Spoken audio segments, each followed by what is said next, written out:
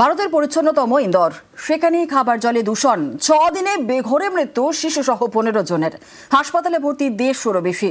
BJP শাসিত মধ্যপ্রদেশে জলে দূষণের জেরে মৃত্যুতে শোরগোল। ইন্দোর পুরসভার প্রাথমিক তদন্তে জানতে পেরেছে পাবলিক টয়লেটের নোংরা জল মিশে যায় খাবার জলে। তার জেরেই বিপর্যয়। মধ্যপ্রদেশ বিজেপি শাসিত রাজ্য।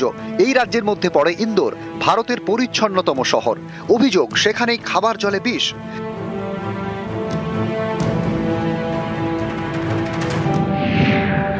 গত 6 দিনে শিশু সহ 15 জনের মৃত্যু হয়েছে। হাসপাতালে ভর্তি 150-র বেশি।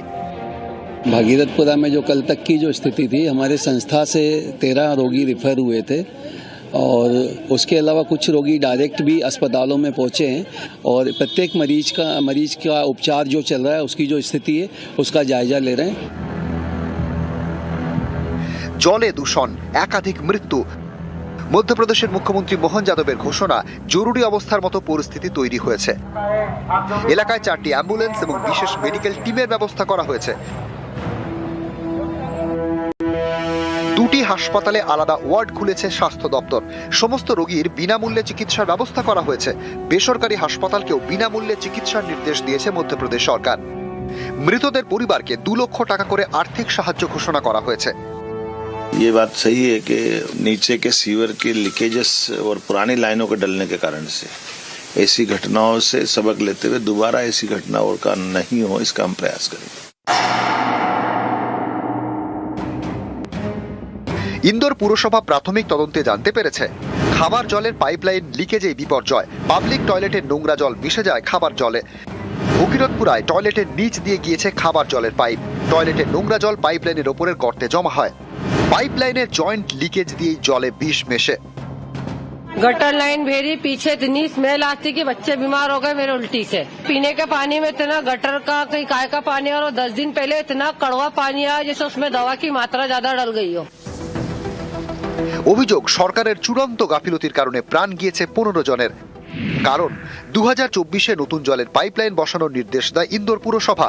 ঠিক হয় নর্মদার জল শোধন করে বাড়ি বাড়ি পাঠানো হবে, কিন্তু বছর ঘুরলেও পাইপলাইন বসানোর কাজই শুরু হয়নি। দূষণের বাড়াবাড়ির পর গত ডিসেম্বরে ওয়ার্ক অর্ডার পাস হয়। খাবার জলে দূষণ নিয়ে তোলপাড় ইন্দোরে। বরখাস্ত করা হয়েছে পুরসভা 3 আধিকারিককে, ছাঁটাই করা হয়েছে একজনকে।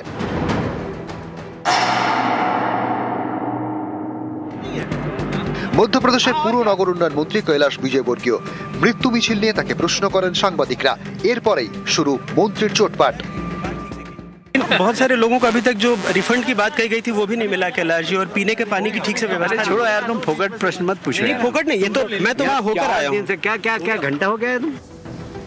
শেষমেশ দুঃখ প্রকাশ করেন কৈলাশ বিজয়বর্গীয়। মধ্যপ্রদেশে একের পর এক মৃত্যুর ঘটনায় মধ্যপ্রদেশের মুখ্যমন্ত্রীকে কটাক্ষ করলেন প্রাক্তন মুখ্যমন্ত্রী উমা ভারতী। দোষীদের সর্বোচ্চ শাস্তির দাবি করেন। সুর চড়ান কংগ্রেস সাংসদ রাহুল গান্ধীও। সোশ্যাল মিডিয়ায় তিনি লেখেন, ইন্দোরে খাবার জলের জায়গায় বিষ, আর প্রশাসন কুম্ভকর্ণের ঘুম ঘুমোচ্ছে। ঘরে ঘরে মৃত্যু, গরিব মানুষ অসহায়, আর বিজেপি নেতাদের অহংকারী বয়ান। দূষিত জল খাবার জলে কিভাবে মিশলো? এটা ফোকট প্রশ্ন নয়, এটা জবাবদিহির দাবি। পরিশুদ্ধ জল দিয়ে দয়া করছেন না, এটা জীবনের অধিকার। বিজেপির ডাবল ইঞ্জিন সরকার, দায়িত্বজ্ঞানহীন প্রশাসন আর অন্তঃসার শূন্য দলীয় নেতৃত্ব এই অধিকার হত্যা করেছে। নিউজ 18 বাংলা।